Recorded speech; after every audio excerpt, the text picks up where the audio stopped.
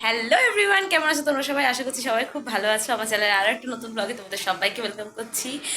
এইভাবে ইন্ট্রো দিয়ে অনেক ধরনের ভিডিও শ্যুট করা হয় না, তাই ভালো আজকে একটা ছোটোখাটো ইন্ট্রো শ্যুট করা যায়। সকাল সকাল ঘুম থেকে উঠে তো যাচ্ছি আজকাল মাঠে। আর মাঠে যাওয়ার জন্য কি হচ্ছে, এত টায়ার্ডনেস হচ্ছে না, মানে ক্লাস করছি কোনো মতে, দুখানা অঙ্কের ক্লাস করার সাথে সাথে আমার চোখ মুখ দিয়ে ঢুলে ঢুলে পড়ে আসছে, আমার আর ভালো লাগছে না। এখন বাজে প্রায় 10:30, বাবা মা দুজন মিলে গেছে এখন বাজারে। অনেক কিছু বাজার করা ছিল, সবজি টবজির বাজারও শেষ হয়ে গেছে, প্লাস মুদিখানা মার্কেটে শেষ হয়ে গেছে, ওগুলো বাজার করে নিয়ে আসুক। আর সকালবেলায় গরম বেশি পড়ছে বলে বাবা বললো তাড়াতাড়ি চল, তাড়াতাড়ি যেতে। তাড়াতাড়ি যাওয়ার চক্করে মা আজকে ব্রেকফাস্ট মানে রান্না করতেও পারেনি, তার আগেই চলে গেছে। ওই ধরো 9টা নাগাদ গেছে ওরা। তা ওরা আসুক। আর মাকে বলে দিয়েছি যে তোমরা তো ছাতু খেয়ে গেছো গেছো, কিন্তু ফেরত আসার সময় আস্তে আস্তে তো তোমাদের খিদে পেয়ে যাবে, কি খাবা? আমি রান্না করে রাখতে পারবো না, আমার ঘুম পাচ্ছে। তাই বাবাকে বলেছে একটু কচুরি নিয়ে আসতে, দেখি কচুরি নিয়ে আসে নাকি। আমি এদিকে কাজ করতে করতে মা দেখি চলে এসছে, মুদিখানার মাল এনেছে, 3খানা ব্যাগ করেছে, দেখো মা দুটো নিয়ে আসছে বাহুবলীর মতো। আমি তাই মাকে বলছি, মা বাহুবলী হয়ে গেছে তুমি। তোমরা আবার আশীর্বাদ আটা নিলা কেন? বললো যে আটা ভালো না, প্যাক কোম্পানি তো একই দেবে। দেরি করে গেছে তো কচুরি পাইনি, পরোটা পেয়েছে। আমার পরোটা ভালো লাগে না, কচুরি ভালো লাগে। তা কি করবো, এখন যা পেয়েছে ওটাই খেতে হবে।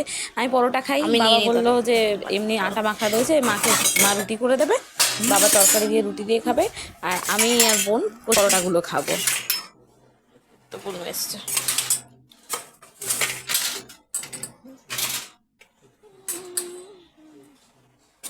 খেয়ে নিই, খেয়ে উঠে বসলে হবে না।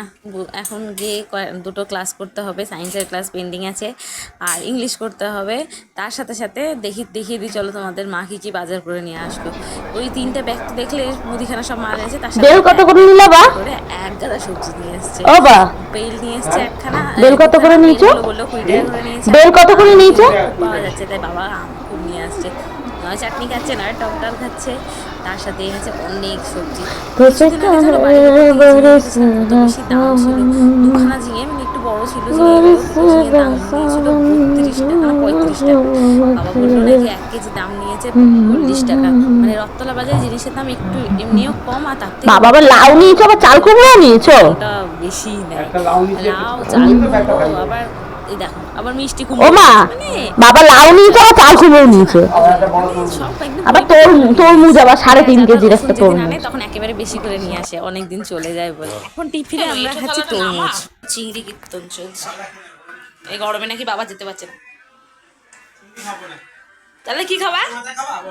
ওই দেখ মাছের মাথা কিনতে যেতে বাজারে যেতে পারবা, তুমি চিংড়ি আনতে পারছো না।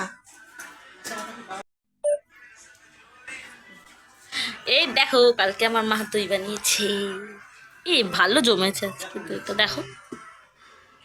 ও মা, এটা ভেঙে খেয়ে দেখবো কেমন। ও টক দই খেয়ে দেখি কেমন।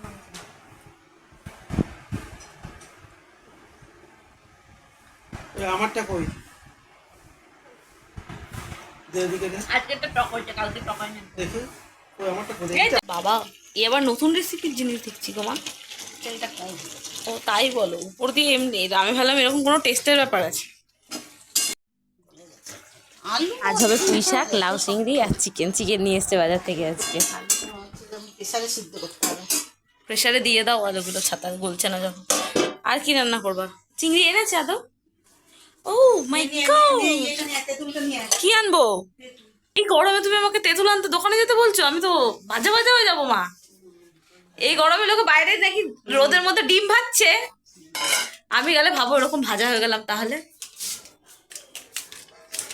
আবার এই যে পালিশ করবে চুল। তুই চিকেন ভাজা হয়েছে? আমি চিকেন চুল পালিশ করবে, প্রিপারেশন করছে, আমি পারবো না লাগিয়ে দিতে এসব। কি দাঁত বের করছে, কি আমি পারবো না। এক লাফতে মেরে একদম বাইরে বের করে দেবো। কি রাস্তা তৈরি করছে, মনে হচ্ছে আবার কি না তৈরি করছে, কি একদম ওই শুধু রাস্তা কি, শুধু গলির থেকে ড্রেনটা বের করছে, 10 দিন ধরে কাজ চলছে, রাস্তা এখনো বন্ধ করে রেখেছে, খুলছে না। এদিক দিয়ে ঘুরবে, ঘুরে যাচ্ছে ঘুরে যাচ্ছে। এই রোদের মধ্যে যেতে হবে আবার মা।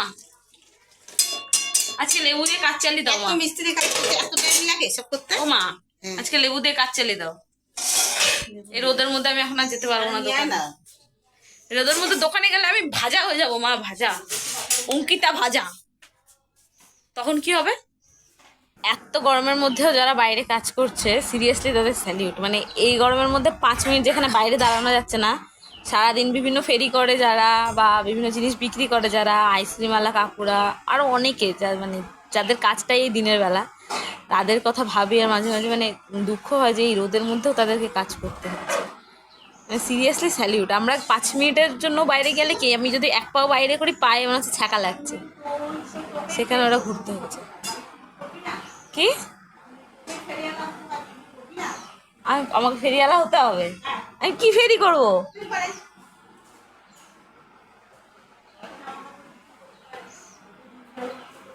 ঝুলঝাড়ু বিক্রি, একটা ঝুলঝাড়ুওয়ালা কাকু গেল বলে তুমি আমাকে ঝুলঝাড়ু বিক্রি করতে বললা?